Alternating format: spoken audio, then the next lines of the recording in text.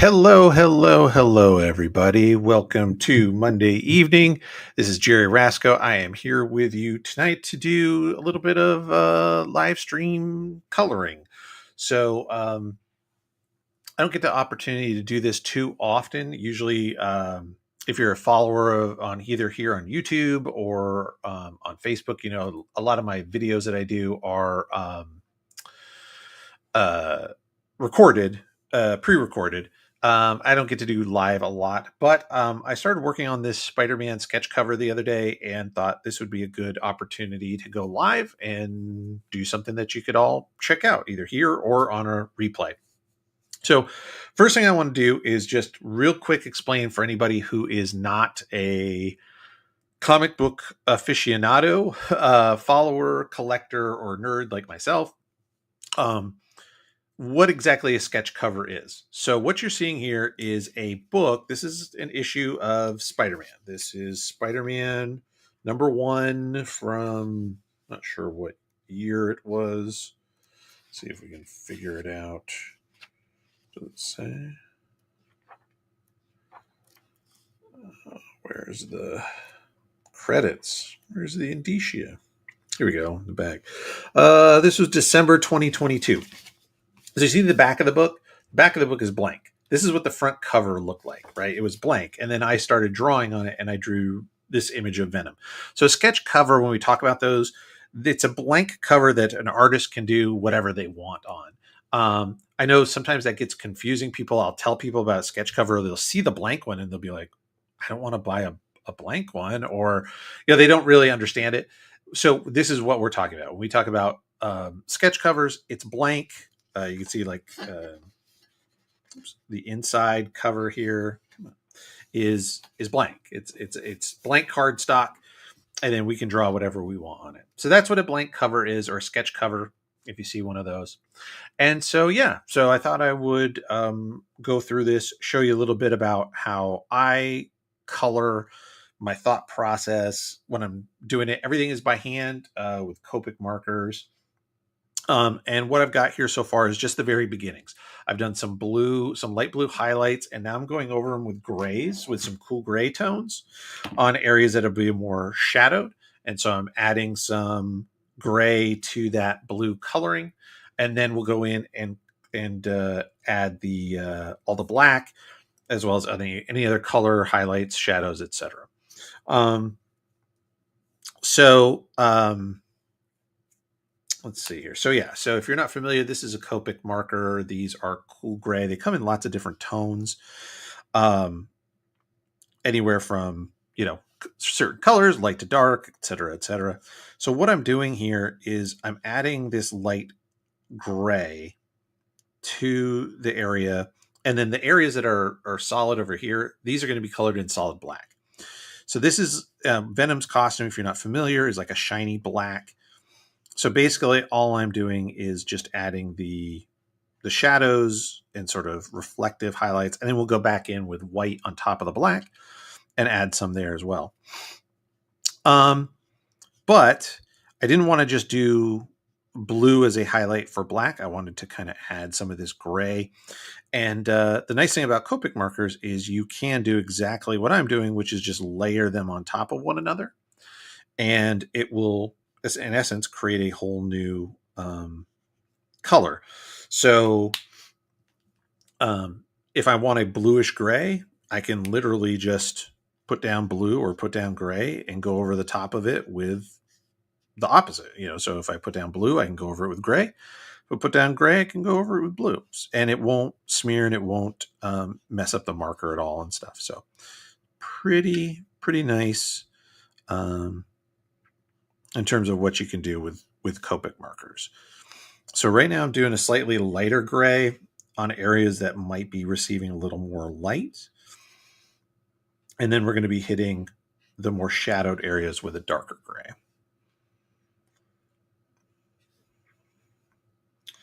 So there we go. And like I said, I usually don't get to do a lot of live streaming. It's fun. It's obviously more enjoyable when you have more interaction. But how do you build fan interaction, follower interaction if you don't ever live stream, right? That's the dilemma. So part of my goal here to increase viewership and fan following is to do more of this so that folks will jump on and see what's going on and begin to interact. Tell me hi, say hi. So if you are watching this and it's live still, jump on in, say hi. Otherwise, I'm just going to be kind of talking to myself. So yeah. I have not, let's see, big news. Let's talk about comic book stuff. I have not seen the new Superman movie. I was extremely wary when I saw the trailers. Did not look like a Superman movie I was particularly interested in. It's gotten a lot of good reviews. A lot of people in the comic book industry have spoken highly of it, which says a lot, right? Those folks are going to be probably some of the more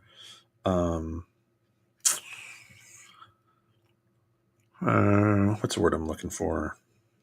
They'll have the most they'll be the most skeptical, maybe that's what I'm looking for, going in to say what you expect from a Superman movie, especially people who have, like I said, people who are comic pros, people who have worked in the industry, etc. They may be a little more discerning. But like I said, they're the folks so far that I'm hearing a lot of very positive things from. So that's good news. So hopefully it is a good movie. We'll see if it gets enough praise, enough people really seem to like it. Maybe I will go see it in the theater. Otherwise, I'm kind of waiting for it to come out, on Max and streaming. You can watch it from home. Tends to be the way I see most movies these days. I don't do a lot of theater going, not the way we used to. That's for sure. We used to go to the movies, fairly regularly, but not so much anymore. It's tough. It's tough to get the time, the free time. Always doing something. I'm always working or working on a project, drawing, working on stuff from home, doing stuff with family. So movies are a little tough sometimes. So what I'm doing here is just going in. So my idea, so that the highlights are all on, you can see kind of this side. These are the main highlights. So the light source would be coming from the top down. And so what's going to be lighter is going to be at this top level. And then we're going to drop in some light shadowing, not light shadowing so much, but just shadow on some of these darker areas here. Kind of shadow them up a little bit where the light's not hitting so much.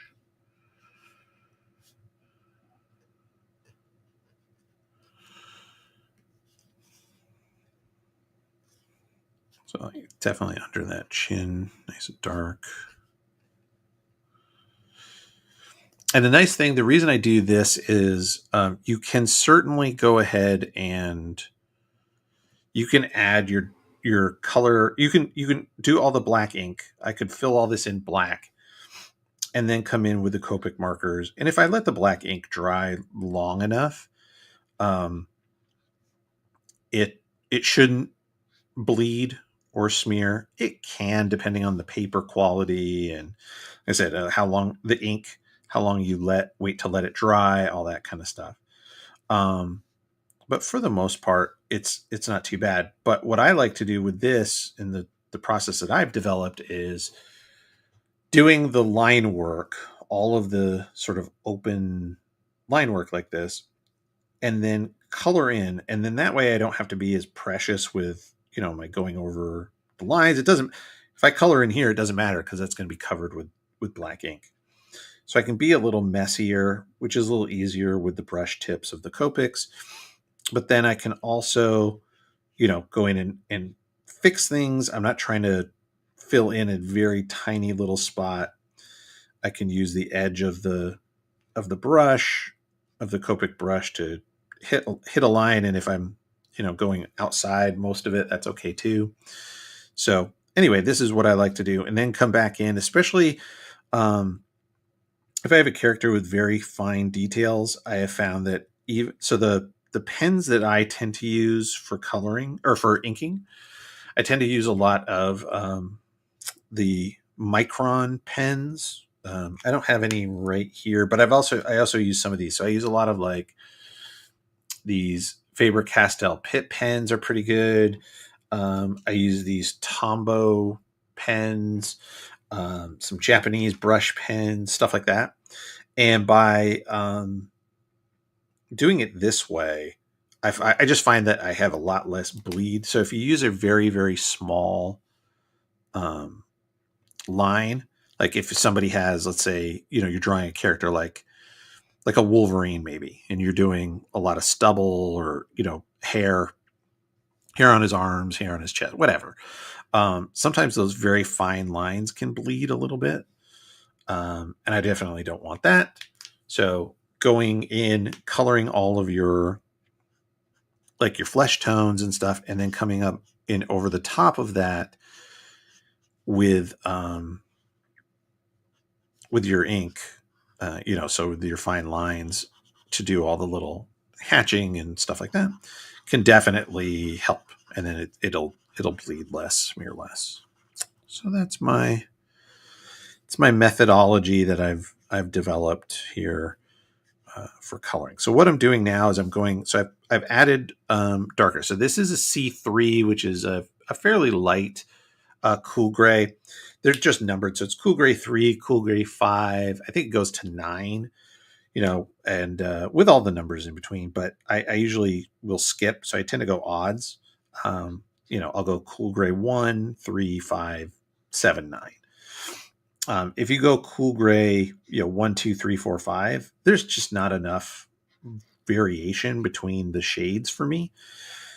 But what I'm doing now is just going over everything here with the light color to help blend some of the harder lines that I have with the darker gray. And it just softens them up a little bit.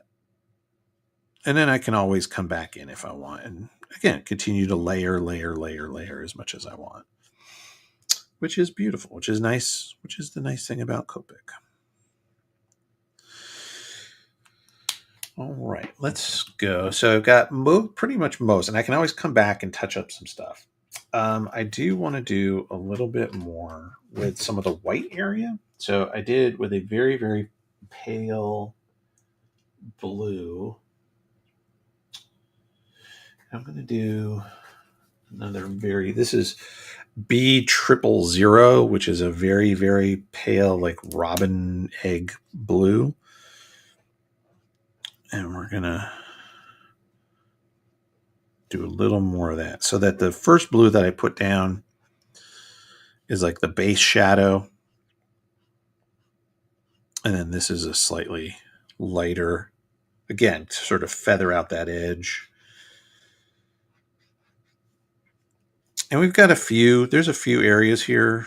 If you're not familiar with Venom, so the eyes, the big spider emblem, I'm going with a classic kind of Venom look with the classic big white spider on his chest that wraps around his back. So we're doing that, which is cool.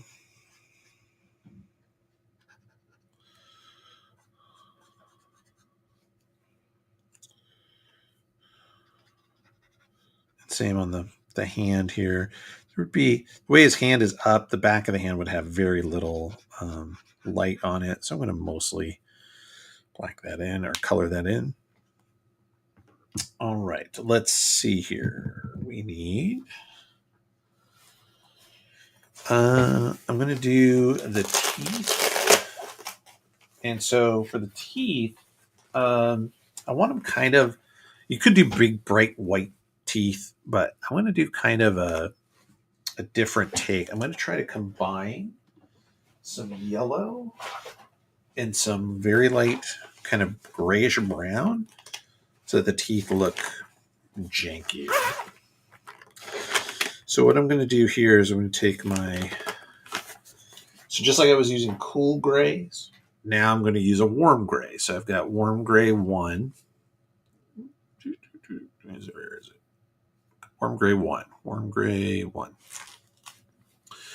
Just very, very light, you'll see. And I'm going to just color the teeth in this very, very light brown. And it'll lighten. So one of the things to note is when you are using Copic markers, when you first put the ink down on paper, it will be darker than what it will dry to. So when it's wet, it just seems like a shade darker than you think it is, and then it will lighten as it dries. So if you are an artist and you're trying it yourself, don't get too worried if you go to put your ink down, it's not quite the color you thought it was. You're like, oh no, this is way too dark. It's not. It's going to lighten up. And we're going to go over that with this light yellow, which when all is said and done is going to make it look like he's definitely gross. So that's what we're going for. And then let's see. I need some pink for the tongue and for the inside of the mouth. I don't have a ton. I've got a couple of shades of pink that I'm going to use here. Oops.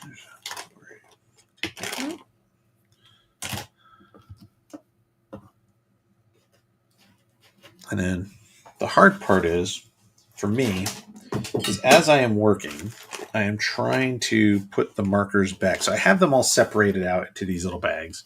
So like these are all the purples and pinks. And then I have one for like greens and one for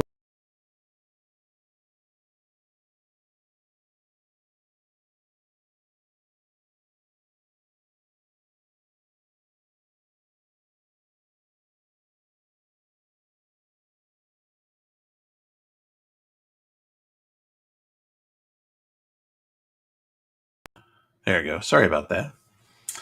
So as I was saying, I'm trying to keep my markers all separated so that way I know it's easy to grab what I need. But then I'm using them and I'm like, I'm going to use this one and this one and this, and I don't always put them back right away, and that's not good. So let's see here. I'm going to go with this rosé salmon. So I'm going to use this on the, again, sort of the underside, or where more of the shadow might be of the tongue. It's got more of a yucky, fleshy color to it. It's a pretty good tone.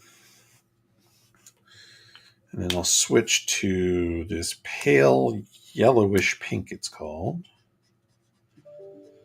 And we'll blend these together. Excuse me.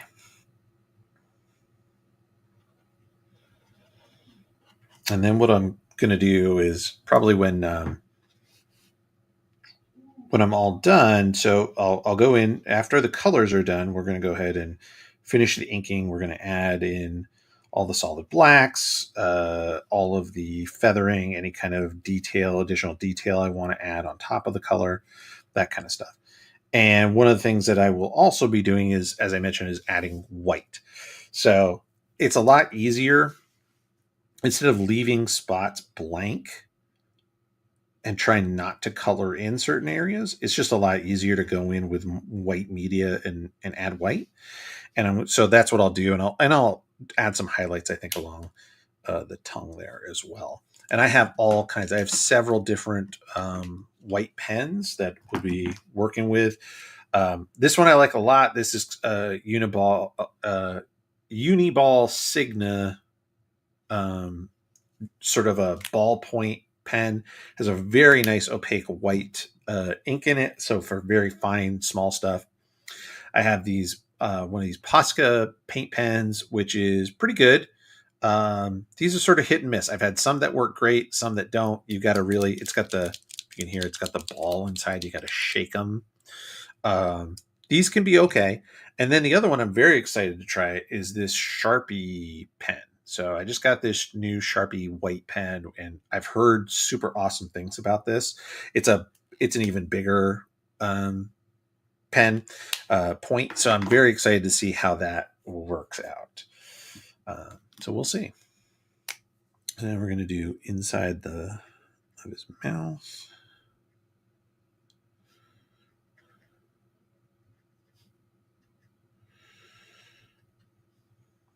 So yeah, I had not hadn't had a chance to draw any sketch covers in a little bit. I've been working on other things, and then same, I haven't done Venom in a little bit. And I thought, this will be fun. Let's, because it could, obviously it's a Spider-Man book. I could have done Spider-Man on the cover, but I think doing Venom is super fun as well. Okay, now here is the big part. So we've got this piece of it done, and really everything else in here is going to be black. I could make the spit a color. I could make it green or monstery, or, whatever. I've seen that in the comics. I don't like it. I like just spittle, white spittle. Looks creepier to me. So that's what I'm going to go with. So now the question is, what are we going to do around him as a background? So we know we've got blues. We know we have black. We have some pink. So what is a color that would offset those, that help that all pop out big time? So there's a couple of trains of thought. I guess that's the right phrase. So the if you look at blue on a color wheel, the opposite of blue is orange. So I could do orange. I could find an orange marker, orange and red, maybe put, kind of tones, put that behind them. That would make all the blues pop. Now, you have a pink tongue, pink, red, orange, kind of similar. Maybe you lose a little, it doesn't come across as vibrant. Definitely don't want to do blue because we have so many blue tones here already. So the other thing that we could do is we could do green. I could put a green tone behind him. That would work as well. And then that doesn't, obviously green has blue to it, but it isn't blue in and of itself. That might work as well. And it would also pop off the red Spider-Man logo. So I think that's what I'm going to do. So for me, I always try to pick, if I have an image like this in a color scheme that I'm looking at, I try to pick a background color or a color around the figure that's not in the image, right? So that way I am I'm using a different color that won't conflict or won't term I'm looking for won't yeah, I guess it won't conflict with the image, with the figure. I guess that is the right thing I'm looking for. So now I just have to find the right tones of green. I think these will all work fine, and I'll use a variety of these. So we'll have some lights, some darks, all that good stuff. So what I'm going to do here is just sort of an abstracted background, if you will. So again, assuming the light is coming sort of from top down, that means it's going to be darker down in here. So I'm going to add my darker green down here. And again, because I'm going to come in and ink over the top, which will include some thicker outlines and stuff like that, even if I go over the line a little bit, it's not a big deal. It's all something that I can then fix with the inks. So that's, again, another reason why I don't like to do my finished inks completely and then color. I like to have this sort of in-between stage. And then I'm going to do just kind of, and then we're going to sort of try to feather it out into the next tone of green as we go up. So we've got that. So then the next darkest one I've got is probably G9. So we'll go with some of this.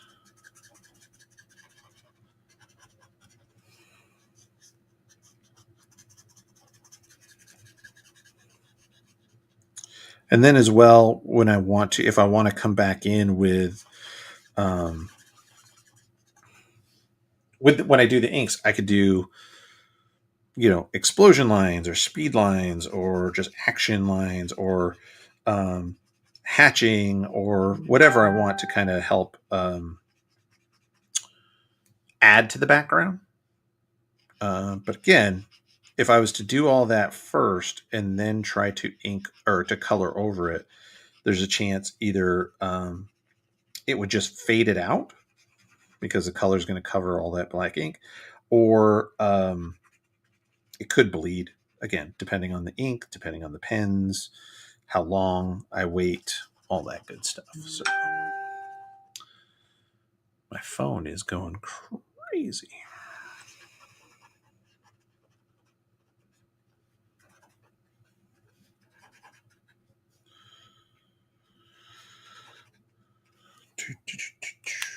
Okay, let's go one more color up. So in this case, all the greens I have are so I started out with the higher the number, the darker the tone. So I started with a green 28, and then a green 9, and then a green 5, and then I have a green 3. I have a green 7, but I'm going to skip that. And then a green 3, and then, so I'm going, in theory, lighter and lighter as we go up. And we'll see how that pans out, how that plays out. Some of these are going to be, you can see, like this one's not that different in tone. So I probably won't do a lot with this pen, because you just won't see the difference. That's okay.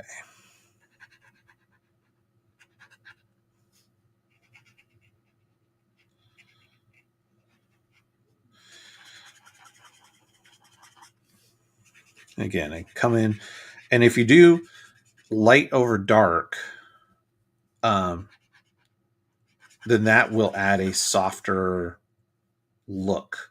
It'll soften the blending lines between the colors. If you do dark over light, then it's the opposite. If you do dark over light, then it'll be a very hard edge between your color choices. So if you want a smoother transition from color to color, then your best bet is to work from dark to light. If you want a very hard edge, kind of more of a, what you call a cell animation look, then go the other way. Then go start with your lightest colors, put your lightest colors down, and then go over them with darker colors. And you'll have very clear delineations between your shadows, midtones, and highlights. And again, I've got like these itty bitty little bits of venom spit flying out. And if for some reason I mess up and I get some green in there, easy peasy. I've got the white pens, and we'll clean it up after.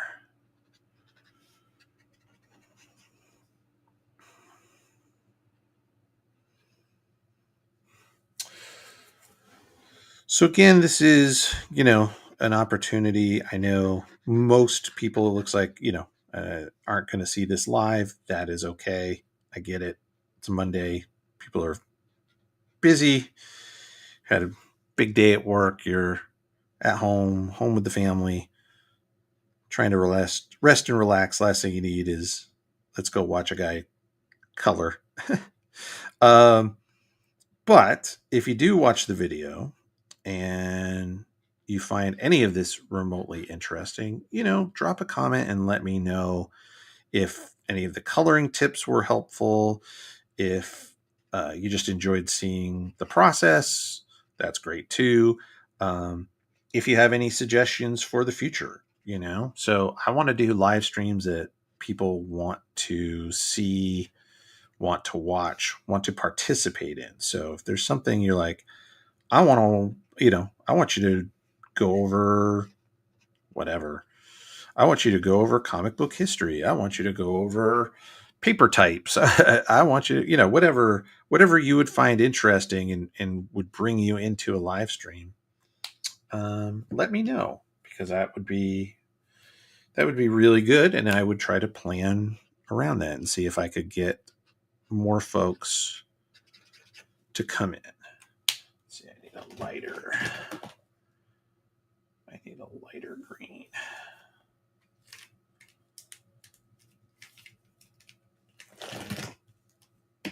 Let's see how this will work.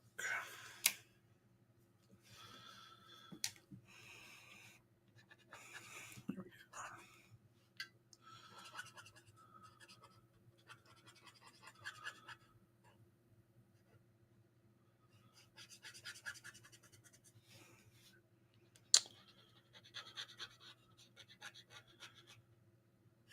But I will continue. Like I said, I'm continuing to work ahead on some things. So if you're seeing this on YouTube, and you're not a subscriber to my channel and you like the kind of stuff you see, I would definitely recommend subscribing.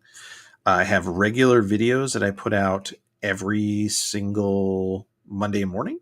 There was a brand new one today.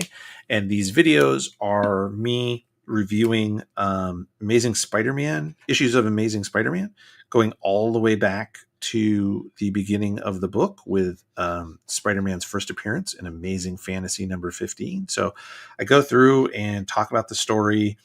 But most importantly, I'm really looking at it from an artistic perspective and looking at how did the original artist, Steve Ditko, how did he handle storytelling? How did he choose to pick the angles he picked, or the character designs, or whatever it was, in that particular issue that we're looking at?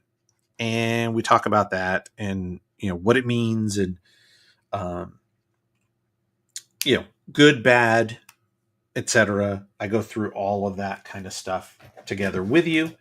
And the goal is, of course, to learn, but also just really appreciate what what was brought to us in the past. One of the things that I've really learned, which I find incredibly interesting through this process, is that so much of what Steve Ditko did as the original Spider-Man artist, the guy who really created the look and feel of what Spider-Man is, so much of the visual language of Spider-Man that he created is still in use today. Like, if you go look at what current Spider-Man artists do as far as like poses they put Spider-Man in, or the way he crawls up a wall, the way he shoots a web, the way he his spider sense notifies, how do you visually represent a spider sense, a premonition, if you will. All that stuff was created by Steve Ditko and is still in use today, 60 years later, as we look at Spider-Man. So to me, that's incredibly impressive. And it's really fun to see where that all comes from, and see that evolution of the character and the storytelling methods and all that kind of stuff. So I really like it. I think it's super cool. Hopefully you really like it too. And you think it's cool as well. Okay, let's see here. I want to do just a little bit. So we've got most of this character is black. Most of the costume and stuff is black. I'm going to add a little bit of gray here just as a little shadow. a little bit. This is cool gray 1. So this is the lightest cool gray that I have. So I want to just add some shadows to the white areas that we did blue highlights on, like on his hand here and stuff. And again, just adding that little bit of cool gray to that blue. It doesn't turn it gray. Really, just again makes it more of a bluish gray. So there we go. So that's the base colors. Now comes the rest of it. So next step, I'm going to fill in the large areas with ink. And so for that, I like this brush pen. I don't know who manufactured it. It's Japanese. I bought it online. I keep getting refills for it. So this section down here, this is all the ink, and then up here is just the brush tip. So you squeeze it and ink goes into the tip. I use this, and I've been using this same one for a really long time, to just fill in large, solid black areas. For whatever reason, I like it more. Well, not for whatever reason. I know exactly the reason. There are other ones you can buy locally. You don't have to order them online. There's some that I've gotten from like a Hobby Lobby or a Michaels or even local art store, stuff like that. But the ink is not as opaque, and so I'll have to do multiple layers to get a solid black ink. Whereas right out of the gate, this ink is incredibly dark, which is exactly what I want, in this for this application.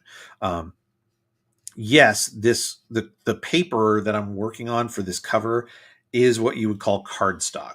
So it's a thick paper, but you can see, like, if we open it up, you'll see it can bleed through some. You can see some of the colors and stuff. So it's not the thickest stuff in the world. And if I was to do a whole bunch of coats of black ink on this to get a nice solid black the way I want it to be, it could buckle the paper, because that's a lot of moisture that you're putting on this paper, and it's not made for that, right? So it'll take ink, but you don't want to go crazy, like I said, or you will end up buckling it. So, like, I've seen some people can do it, and I don't know how they do it.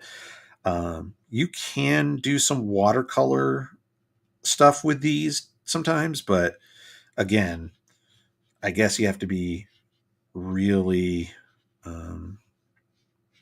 very specific and probably not use a ton of water, again, or the cover will buckle. So, or again, maybe they do it and they don't care if it buckles, or they tape it down, or whatever. So for me anyway, I like a nice, good, solid, dark black ink. Makes my life easier. One pass, we're good to go. That also means I don't have to worry about taking forever for the ink to dry, because it's not multiple layers of wet ink. You can put one layer down and it will dry much faster. So you notice that I'm filling in these areas, but I'm not filling them all in exactly. And that's because this brush, over time has kind of gotten a little frayed. It doesn't have a great point to it. I'm kind of using more of the side of the brush, so it's much bigger and wider. And so I don't want to color over, or ink over into areas that I just spent all this time putting color into. So I'm going to get close, but I don't have to get exact. And then I'll go in with another set of pens that are much finer and have a finer control, and I'll fill in the rest of the black areas, especially small ones, like in amongst all this neck stuff, all these neck tendons and whatnot.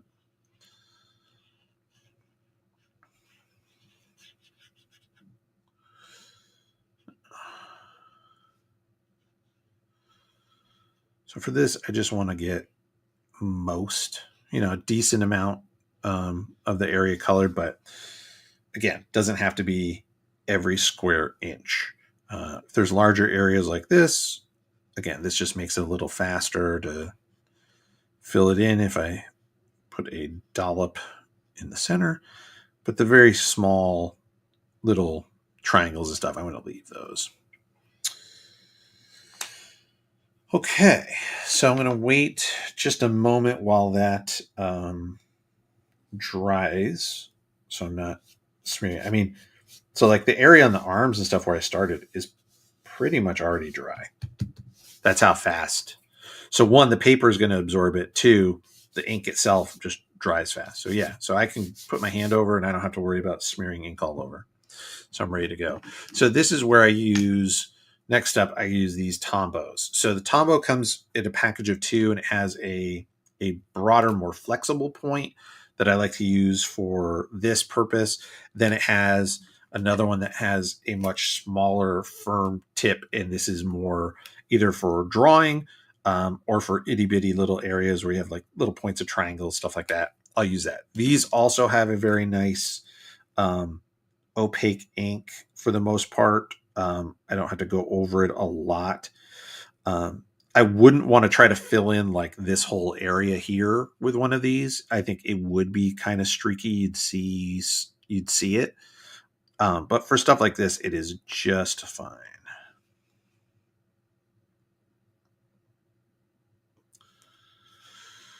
And these I get again at like my local, either we have a Hobby Lobby here in town, and nearby, not too far away, there's a Michael's, and so between those two, I will get a bunch of these sets. The only problem is I find that I go through this one because I'm using it to cover larger areas. So this one ends up running out of ink before the other one does. And so I have about 1,000,000 of these fine tip ones that I haven't even used yet. So I need to start using them more frequently.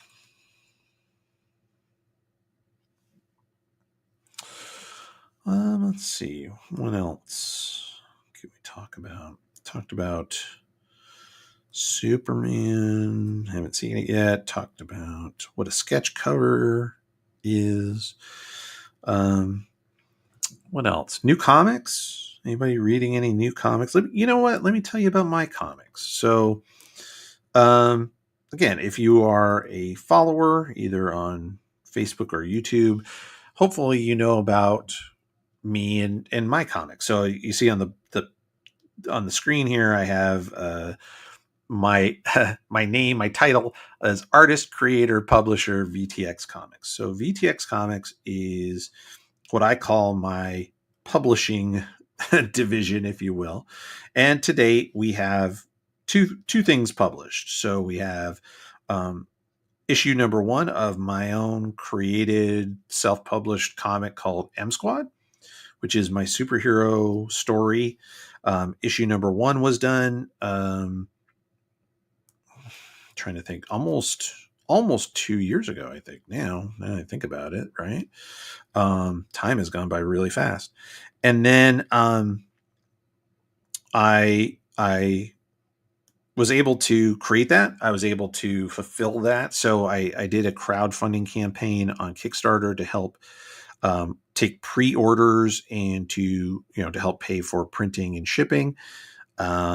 And we were able to meet our goal and get the book out on time, and everybody got a copy that bought a copy. So that was really cool. So then I went in and finished up. I had a plot, and I finished up the script for issues 2 and 3, and I drew issue 2. So issue 2 is completely drawn, and I was like, all right, so let's try again. So I did another crowdfunding campaign to help with that one. This time, with M Squad number 1, I paid for everything out of my pocket. Now, of course, I'm the artist and the writer and the inker. So, I didn't pay and the publisher. So I didn't pay myself. But I did everything, and then I paid a colorist, a professional colorist, to go in and color the pages. Because it's something that it's a skill set that I'm not great at. I can do it, but I'm not fast, and I certainly don't know all the techniques and tricks of the trade. Um, so I paid a colorist, and she colored the entire book. So that was all done before I marketed it at all. And then I paid a letterer to come in and letter the page, and he also helped with some pre-press stuff to get files prepped and all that. So I was 100% ready to go. Now all that, again, I paid for out of my own pocket. So then we ordered the books. People signed up on Kickstarter for their copy, and we were able to get it out to them. So that was how that worked. Now, this time I was hoping to get, the same kind of buyer. So you're still, when crowdfunding, you're still buying the book itself. I don't think of it like you're not financing. I mean, you are, like, if somebody comes out and says, "Hey, I'm designing a game," let's say, right? Like, I'm designing a board game. And if you want to, back my Kickstarter, then if I get enough money, I'll make this game and you'll get one. And you're funding like the R&D and all the development work and the design work and the packaging and all that kind of stuff.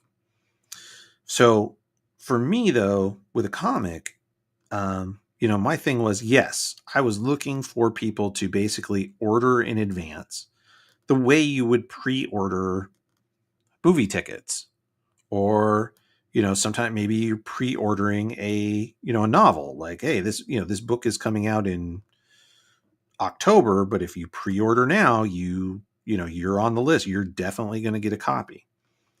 Same thing, like, or toys. So if you don't know, I collect. I am a Transformers collector from when I was a kid, and there are toys that come out, and sometimes the best way to ensure you're going to get one is to pre-order it. So you pre-order in advance, and then when it's ready, that's when you pay for it, and that's when you get it.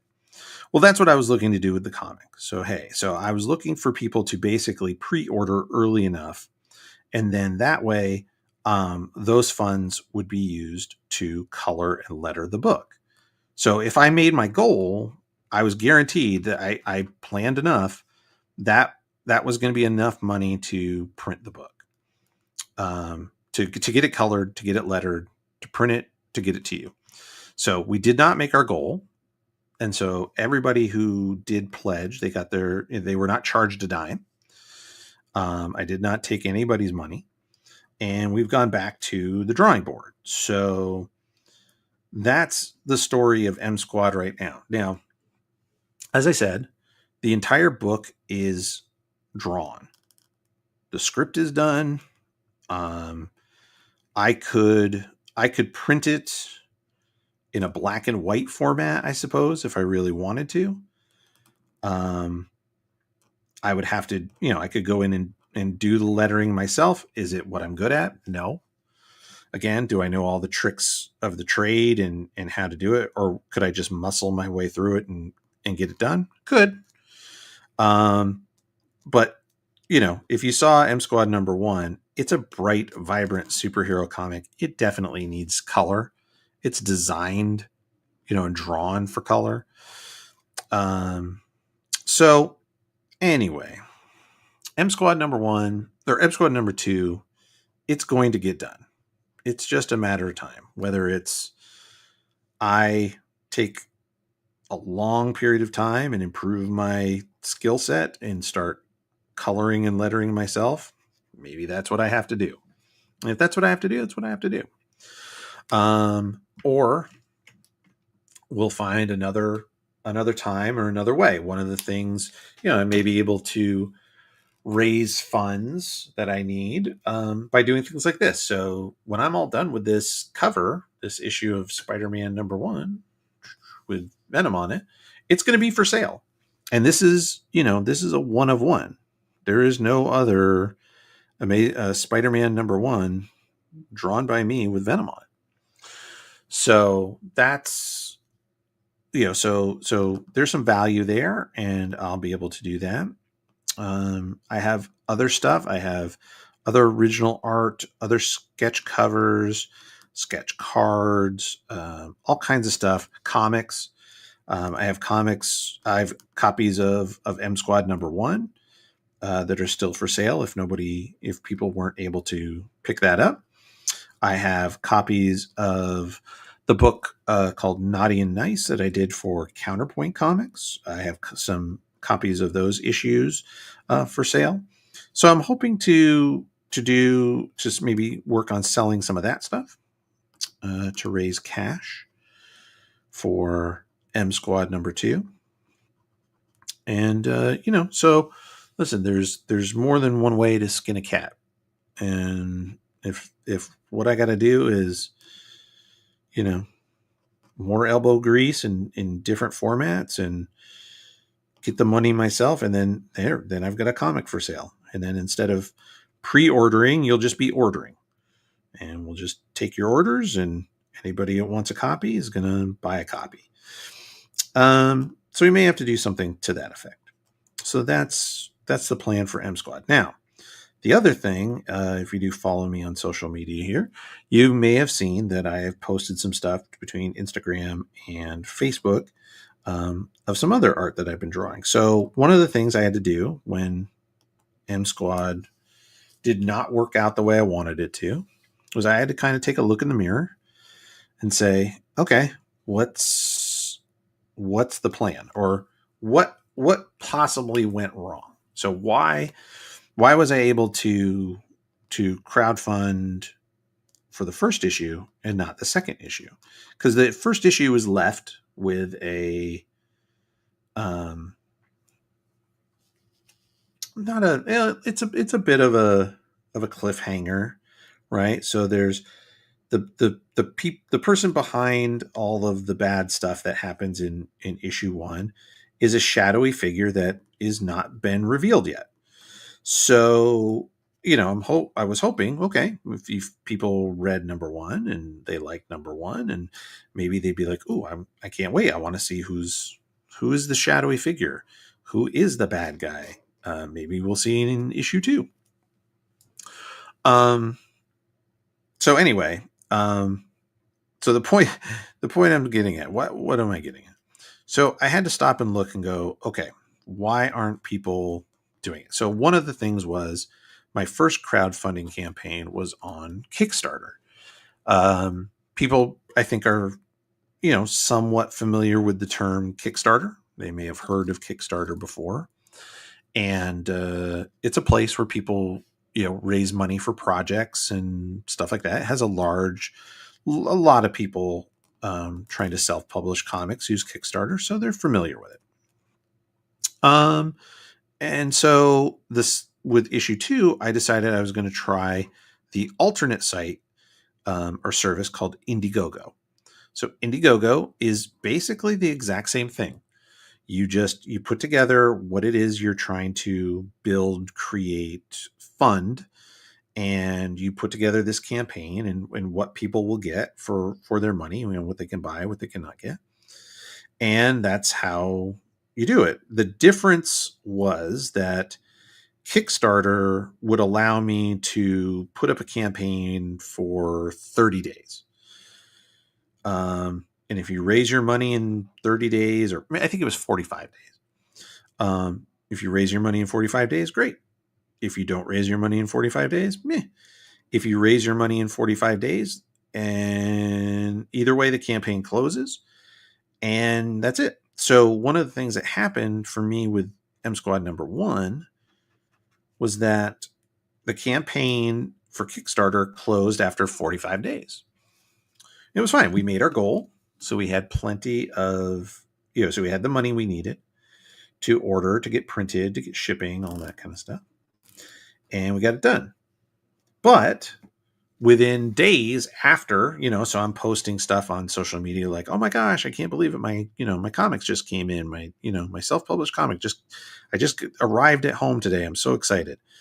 And I'm going to be, or I would post, hey, I'm shipping out copies. So if you ordered one, through Kickstarter, you're going to get your copy pretty soon.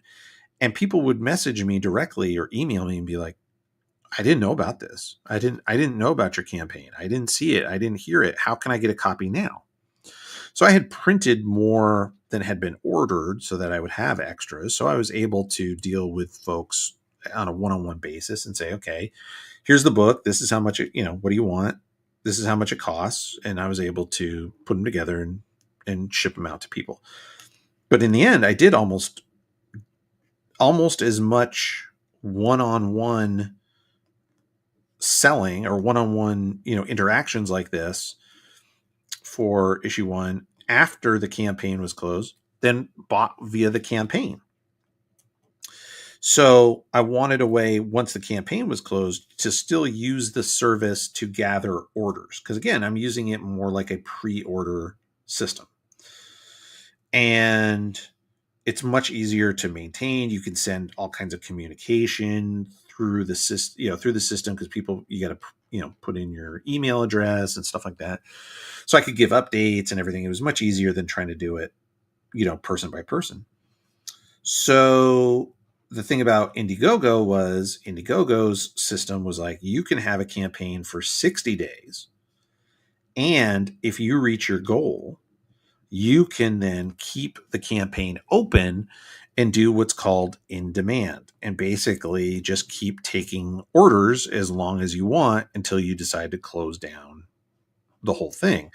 So I've seen people who have had comics and they made their funding goal, and then they kept it open for another 3 months and just kept taking orders. Hey, it's still here. If you want a copy, here's where you go on Indiegogo, sign up, So I was like, well, that would be cool, because so many people reached out to me last time after the fact. It'd be nice to have a way to take their orders too. So that's why I went with Indiegogo. Then I figured, well, let me have an experience with this system. It's doing the same functionality, and then I'll compare, apples to apples. So some folks have told me that could have been part of the problem, that, once people have signed up and bought something on Kickstarter, that's where their comfort level is. They're used to going to Kickstarter. They're familiar with how Kickstarter works, all that kind of stuff. And so maybe, just maybe, people didn't know what Indiegogo was, or didn't want to have to create an Indiegogo account to order, the book, or whatever the case may be. So that could have been part of it, for sure. Of course, I had to face the fact that maybe the first issue wasn't as good as I think it is. I mean, that's, for me, my problem, of course, is that I think it's awesome. But I created it, and I wrote it, and I drew it, and I think it's a good book. I got nothing but positive feedback. And again, from people who I had no interactions with prior, so this wasn't like, friends and family that I knew. I had people, independent podcasters, reviewed it, said that they liked the book, they liked the story, they liked the artwork, they liked where it was going. They had, of course, some feedback, which is always great. Constructive criticism is phenomenal. And, so I took that, and of course, took that into consideration as I was doing issue 2. And so, just kind of, nobody had anything negative to say about the book. It was, people told me it was considered professional looking. It had a very clean and classic style. It was it was clearly readable.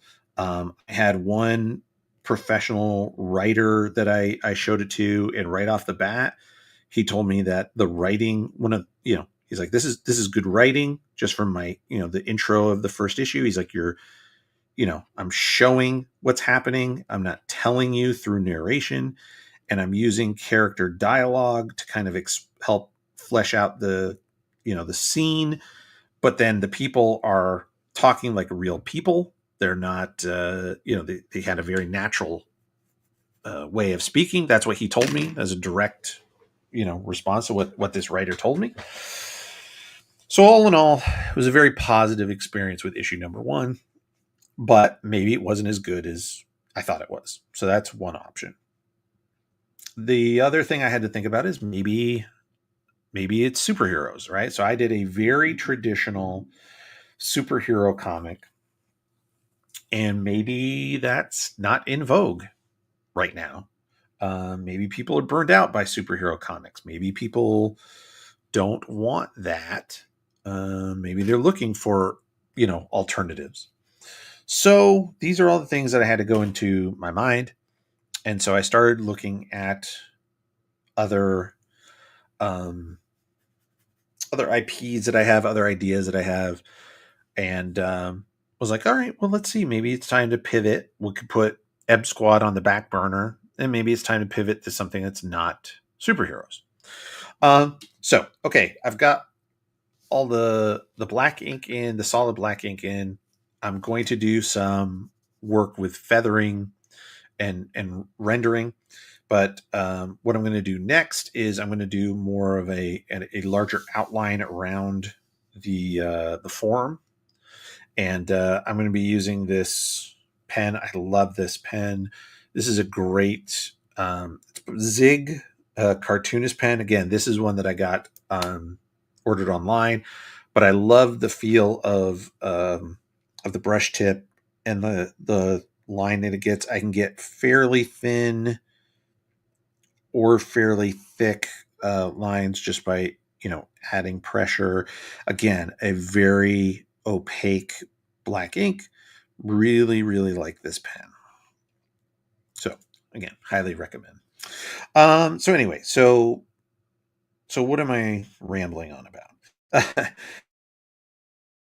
With M Squad number 2 and the crowdfunding campaign not being successful has made me go back to the drawing board, and I am starting to flesh out a different property that I have called The Hunted. And so I put up some artwork showing you some of the characters. So the main protagonist, the main antagonist, and then a couple of the surrounding characters. I have another piece that I just finished yesterday that I'll be posting pretty soon with another one of the supporting characters. But this story is very different. So it's not a traditional superhero book. It is, I don't know exactly a genre. So it has elements of, I would say, like steampunk. There's a little bit of that, in that it takes place in a world. I won't say it's our world, but in a world where there is only steam power. So at the most, there's people that are beginning to see the start of technology in the framework of things like trains and other steam powered devices.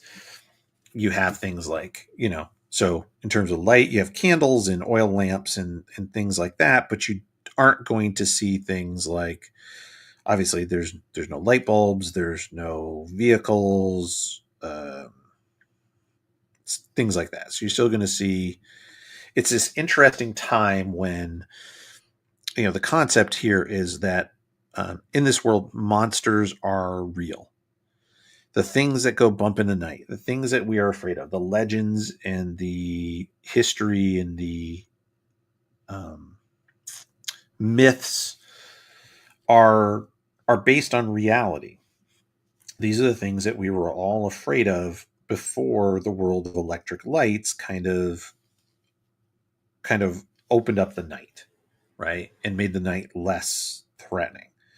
So you have a world that's on the brink of kind of between, people are starting to not believe in these things as technology becomes more prevalent, but that doesn't mean that they're not real. And so the creatures of the night, of darkness, are amassing their forces to try to stop this progress. And they want to rule in a world where when the sun goes down, they have all the power. They are in charge, right? And so our main protagonist is a woman named Luciana, um, whose destiny was to be a monster hunter.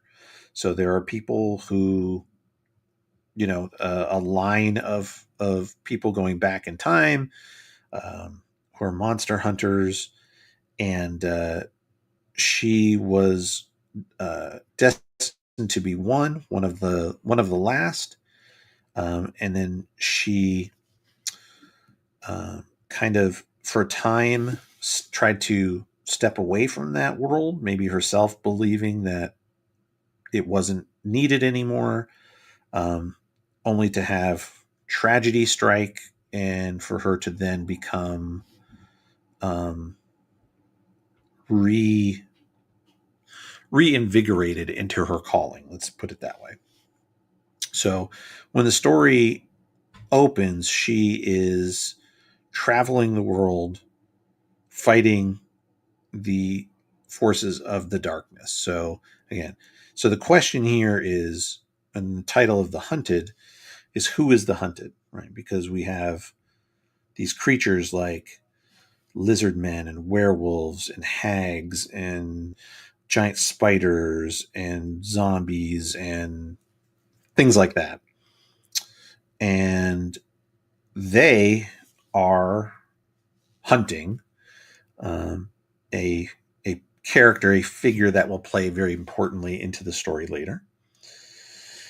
And then, of course, you have Luciana, who is hunting them. So, and of course, they know who she is, so they would like nothing more than to have her off their back. So, again, who is the hunted and who is the hunter?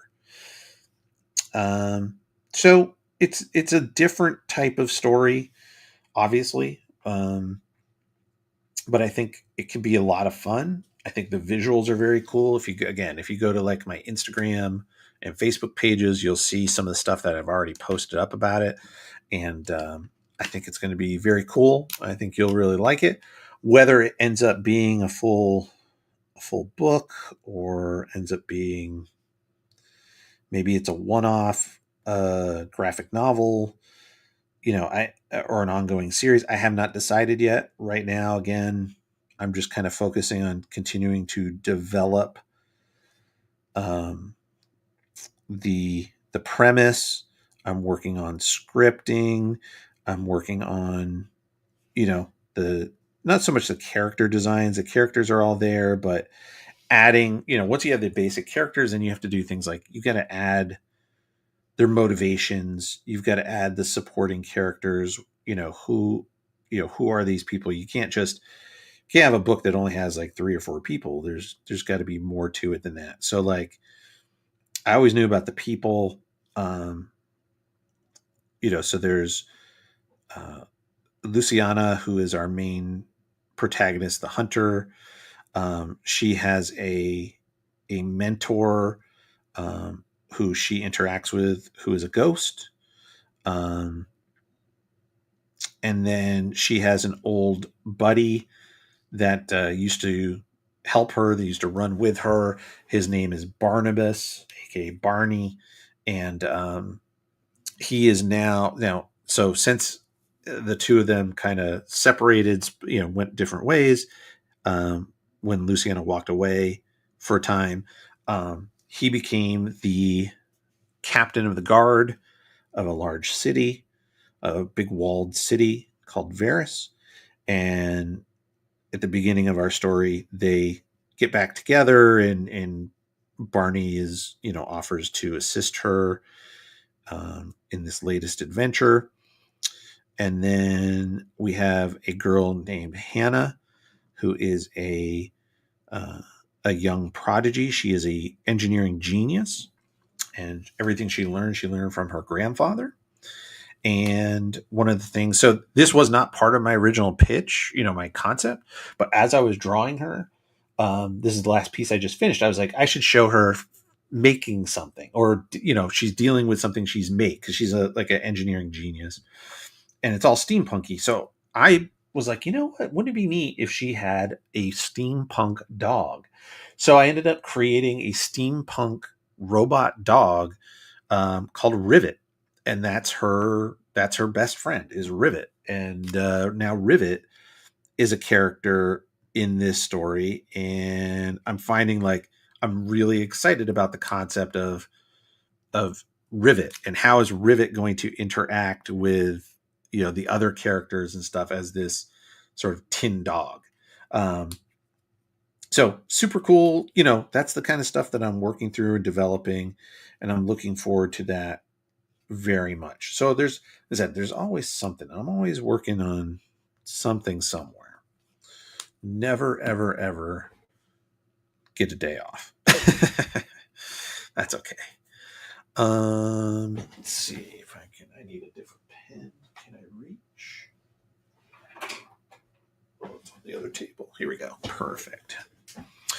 Okay, so I'm going to go in here with some pretty small details that I want to do, like on the teeth and stuff. And so this is what I mostly do most of my inking with, are these microns, these Pigma microns. This is a 01, which is a very, very small pen, small tip, which is great for like this. I want to put some texture kind of on these janky teeth.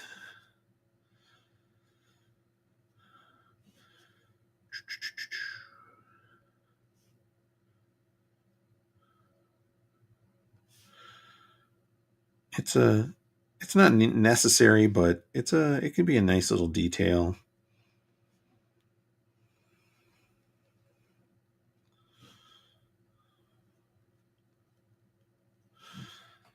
And then likewise is the back of the inside of the mouth, so I need to shade that.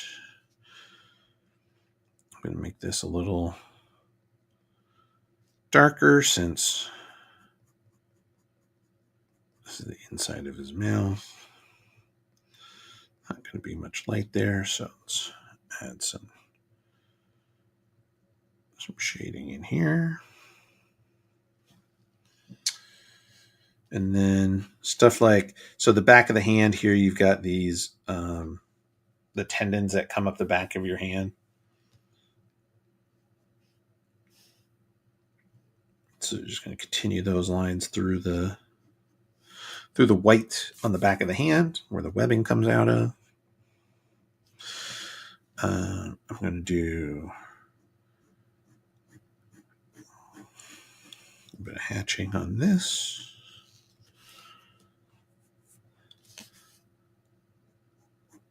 A little bit there.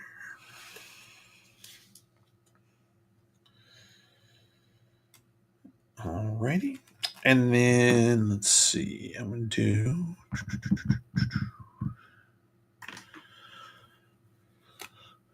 do some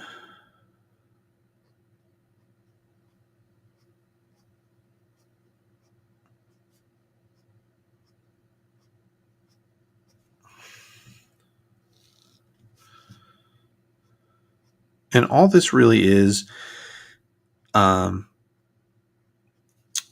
a way to use ink to transition a little bit between a solid dark shadow and a lit area.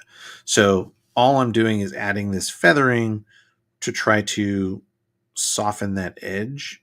Now, you could do this if I was working digitally in like a Photoshop, you could blend from, fade from this color to the black, and it would do it automatically for you. But this is how it was done before we had computer coloring. And again, obviously this is not computer colored, so I have to do it by hand. This is how you do it by hand. So you're just creating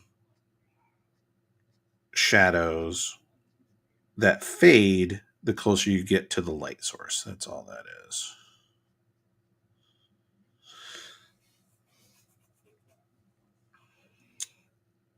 Let's see. So we'll do some same thing kind of down here. And again, if the light's coming down from the top, there's going to be more of that on the underside of the shading, or of the highlights, I guess. And I'm not going to do it everywhere either. Like, I'm not going to do it all the way along the back of the arm. We'll do it here on the leg.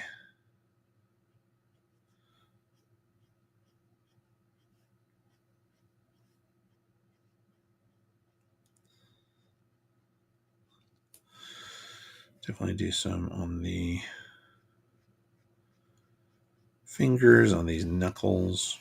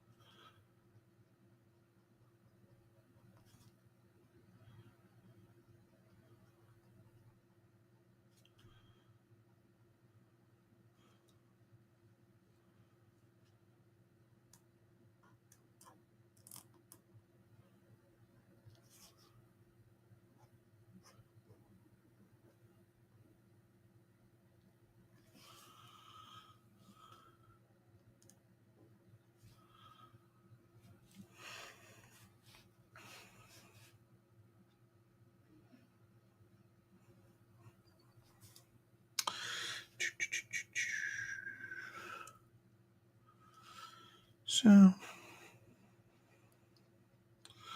how we doing here? All right, a little over an hour, and we're almost done.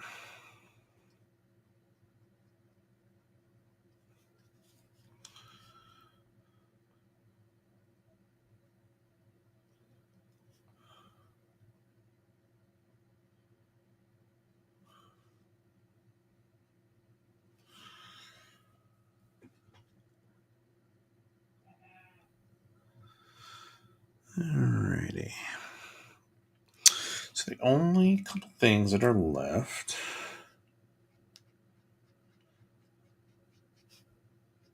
are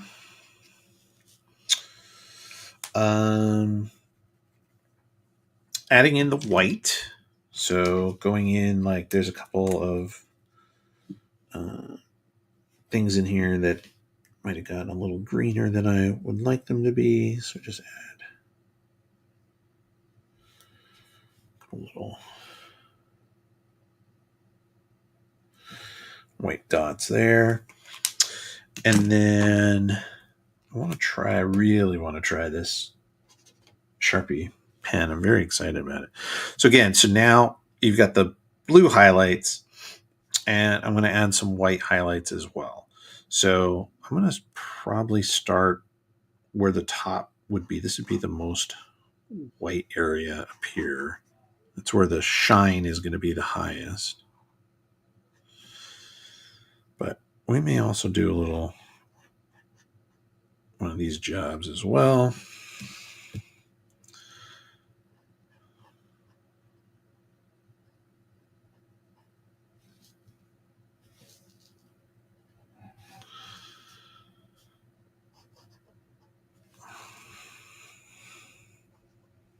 Oops.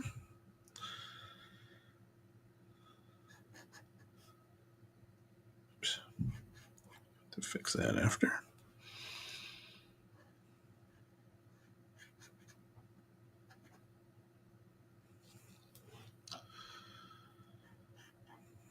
So I believe the term for this, I could be wrong, are specular highlights.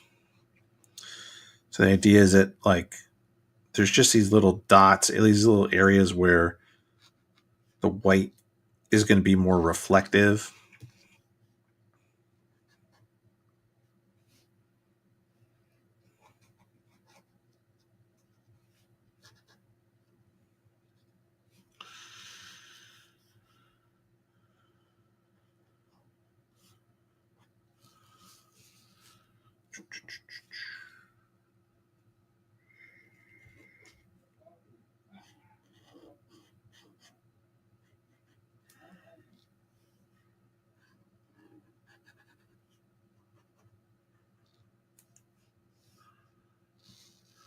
All right.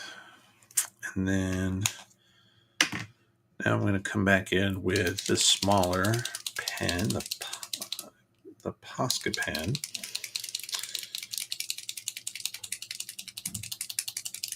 I really got to shake this thing up. It's like shaking up a spray paint can. All right. So this obviously has a much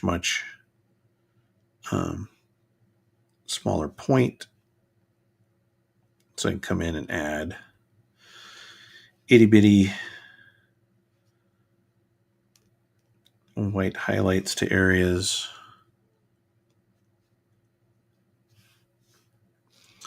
Especially like up in here.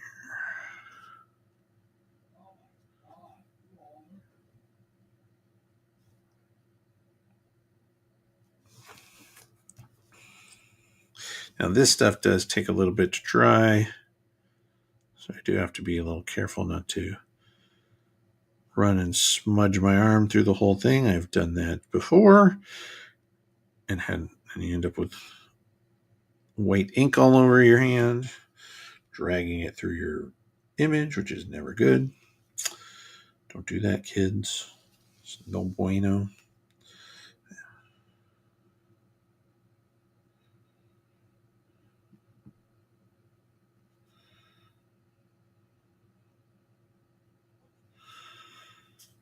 Get that.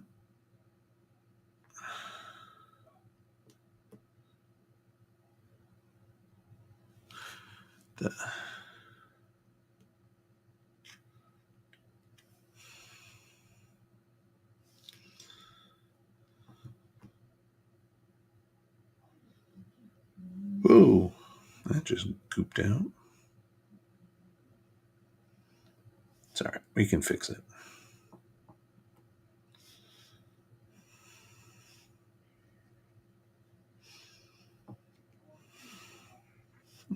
Dip into it.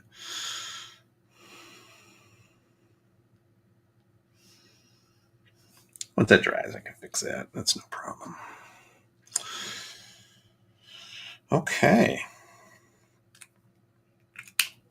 And that is Venom on a Spider-Man cover. So I'm going to do a little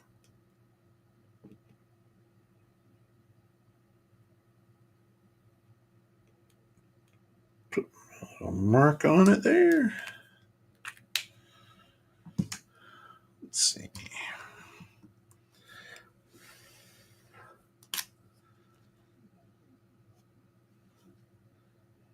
Fix that line.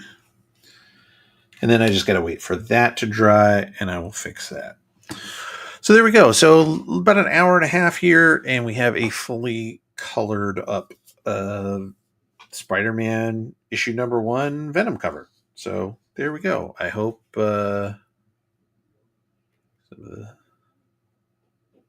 details. I hope you enjoyed the show. I hope you enjoyed the thought process and my ramblings. I appreciate you checking this out, whether you're checking it out in person. Obviously, I don't think anybody was able to join, but if you're watching this in a rerun later, thank you for watching it again. I hope you enjoyed it, and if there's something you'd like to see me do in the future, whether that's a particular drawing, a particular technique, maybe you want you have questions. If you're an artist yourself and you have questions about tools or techniques or anything like that, let me know, and I would be happy to go through it and to go over stuff and help people out. I enjoy doing it. It's one of the things I really, really like, and I miss about.